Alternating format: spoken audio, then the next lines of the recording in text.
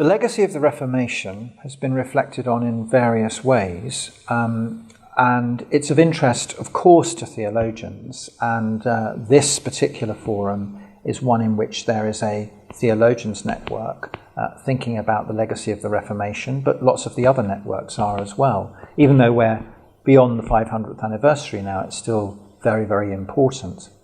But what's been interesting over the last 100 years or so is that historians and sociologists have begun to understand the impact of the Reformation in terms of wider society. Max Weber, famously, sociologist, talked about the Protestant work ethic, and he surmised that there was something about particularly the Calvinist tradition of the Reformation which was amenable to capitalism, which was amenable to the idea of working hard to make a profit, to put more money back into society. Now, Weber's thesis has been questioned quite severely by many because the idea that there is cause and effect is a bit more difficult to prove than the idea that there's a correlation.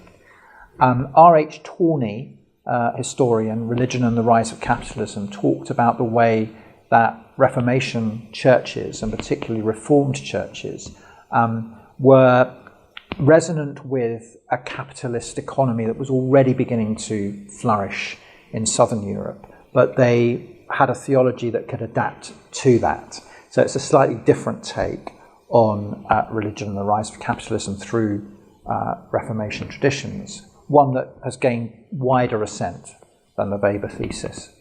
More generally, one of the other legacies that I would want to highlight is the legacy of religious liberty.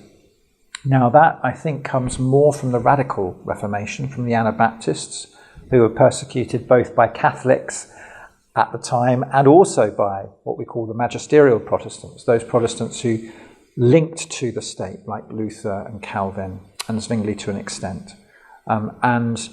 In their quest for freedom of expression and freedom of assembly, the Anabaptists really could be seen as the originators of our modern concept of religious liberty, which plays through into the First Amendment of the American Constitution around freedom of religion, which of course has spread across the world as a concept through human rights and so forth.